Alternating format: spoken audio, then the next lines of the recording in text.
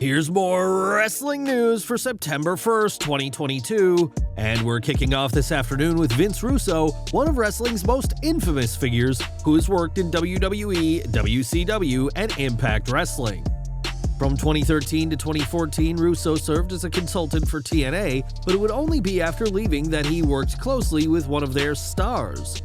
On the latest Writing with Russo, the infamous writer said that Dexter Lumis spoke with him after Russo left Impact and didn't even know they had been working for the same company. Russo went on to praise Lumis, saying he really started picking my brain and was so driven and committed to make a success of himself in wrestling. Eventually, Lumis would come up with the creepy gimmick that has followed him to WWE and that fans can see on Raw. Attacking The Miz last month and teasing a feud with AJ Styles, it appears WWE does have big plans for Lumis, but part of what made his character work came from wrestling's most infamous writer. Lumis isn't booked for this weekend's Clash at the Castle, but the show will see plenty of WWE superstars compete. The show will see Bayley, Io Sky, and Dakota Kai face Raw Women's Champion Bianca Belair, Alexa Bliss, and Asuka, but the Raw locker room may be losing a babyface. According to reports, the idea is for Bayley's team to win and for an irate Asuka to turn heel, attacking Belair after suffering yet another loss. Asuka, whose undefeated streak was once the stuff of legend, hasn't held gold since WrestleMania 37 and hasn't been close to the title picture in recent months. While the Belair-Bayley feud is expected to continue, adding a heel Asuka into the mix will definitely add a new dynamic, and with two very game opponents, the odds may be too much for the EST after Clash of the Castle. Asuka's heel turn could just be days away, but she isn't the only one expected to embrace her darker side this Saturday.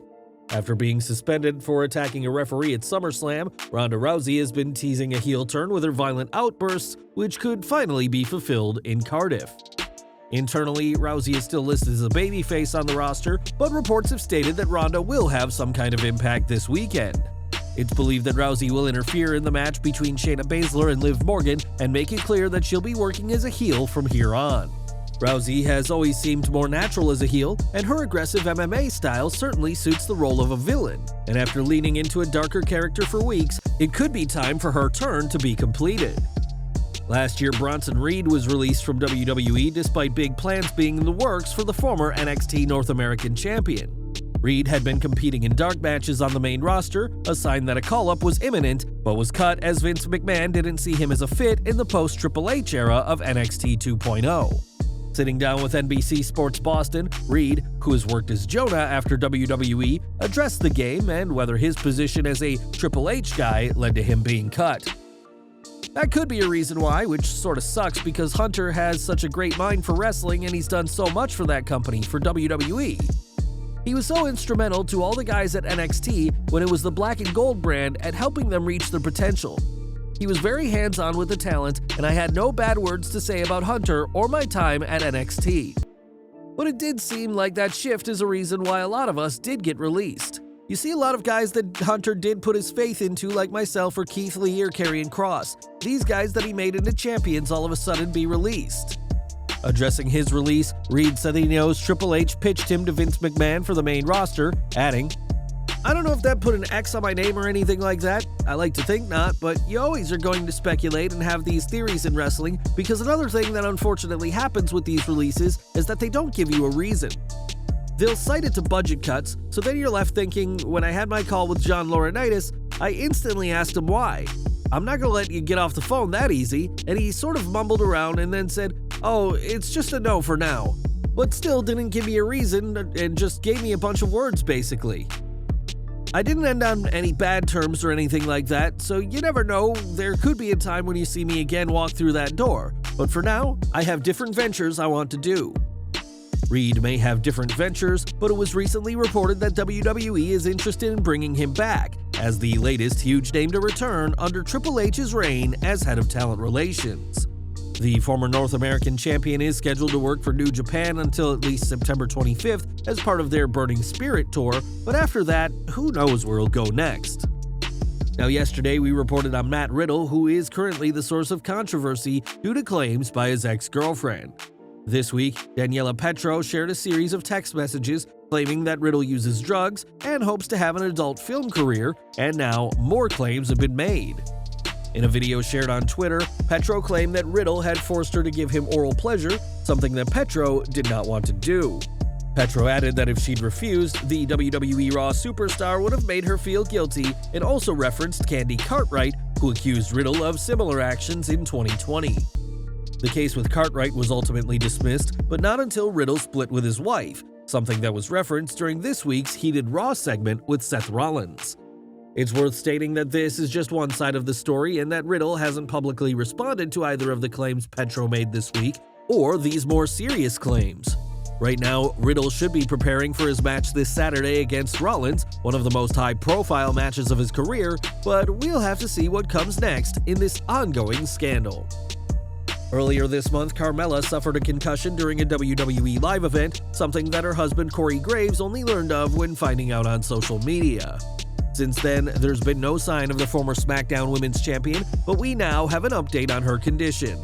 According to PW Insider, Carmella is expected back on the road next month, and that a return to WWE TV is in sight. We'll have to see what Carmella does when she does make it back to the ring, but fans of the Staten Island Princess won't have to wait that much longer to see her back in action. This Sunday, AEW will host their annual All Out pay-per-view, which in theory should be the focus of every AEW fan.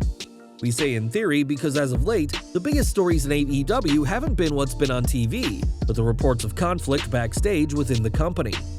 With reports that several top stars are considering leaving and real-life beef between Britt Baker and Thunder Rosa, AEW has a lot to deal with, which is taking away from the work on screen. Speaking on the Battleground podcast, Ricky Starks shared his 2 cents on the matter, accusing some within AEW of leaking information. The drama of the backstage stuff, I hate it. The reason I hate it is because it kind of overshadows the stuff that happens on TV, and for that, I'd rather not be involved with it. But we have people backstage that have loose lips, and that's what happens. AEW will need to get a handle on their situations backstage, which continue to overshadow what is happening in the ring, but so far, all attempts by Tony Khan have come up short. We've got some unfortunate news from Impact Wrestling, as Joe Doering is battling cancer for the second time in his life. In a statement on ImpactWrestling.com, Doering confirmed that he is facing cancer and will be taking an extended break from wrestling for the foreseeable future.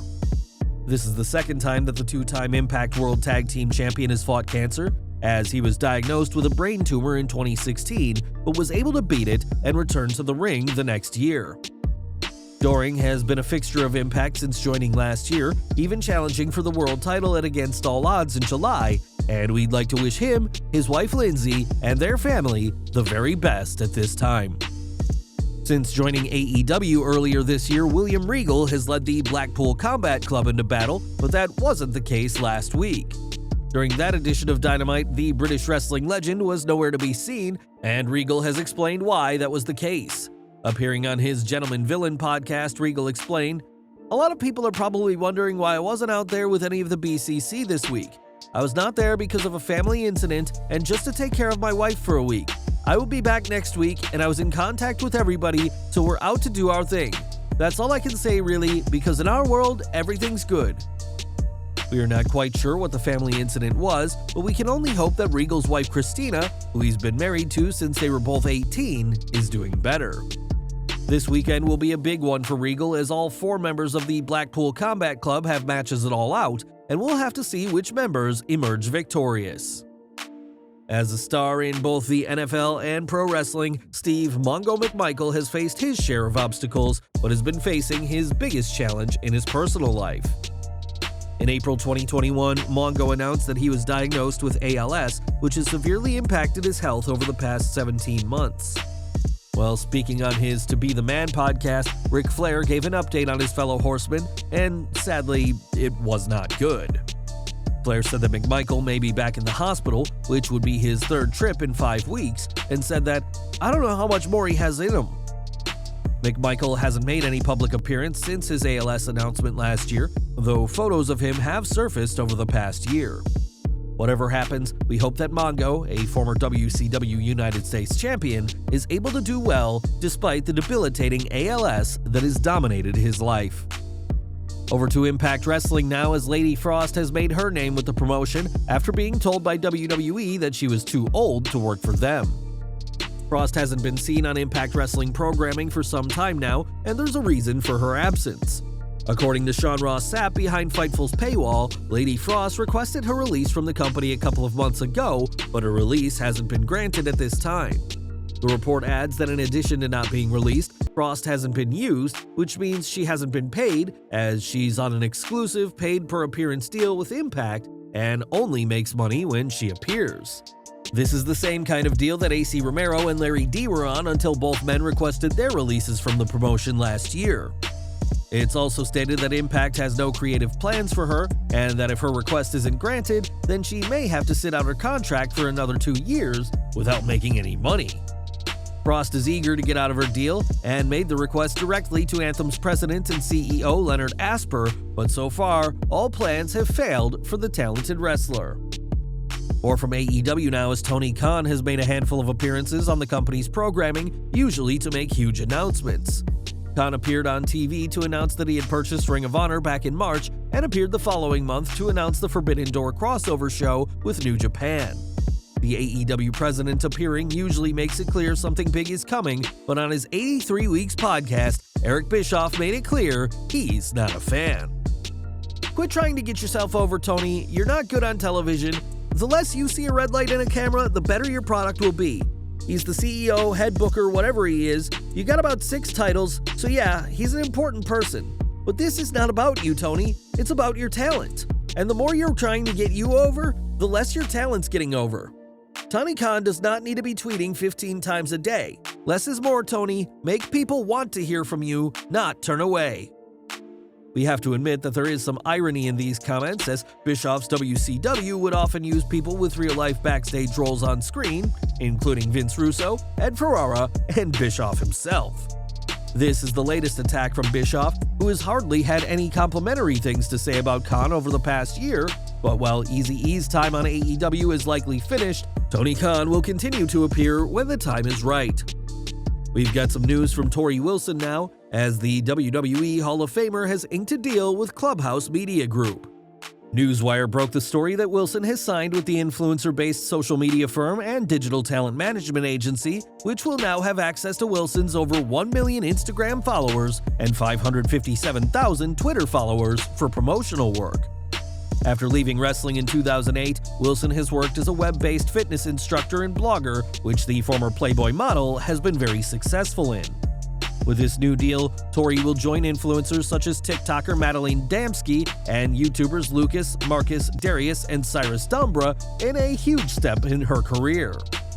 And we're ending with John Cena, and if you're subscribed to Peacock on the WWE Network, then you're able to watch plenty of content featuring the 16-time world champion, who's now coming to another platform. It's been confirmed that Cena's hit show Peacemaker is coming to Waves, the main Korean platform for Warner Media content, and will land on the streaming service later today. Cena is no stranger to Asian media markets, as the former WWE champion lived in Yinchuan, China while filming for Project X in 2018 and taught himself Mandarin. Waves had until recently been a hit in South Korea, but suffered a 14% loss in users from January to June this year, and are hoping that Peacemaker will be able to turn things around. Well guys, that's our news for today. Please share your comments below. Also hit the like button, subscribe to our channel, and hit the bell icon to receive all notifications. And as always, thanks for watching.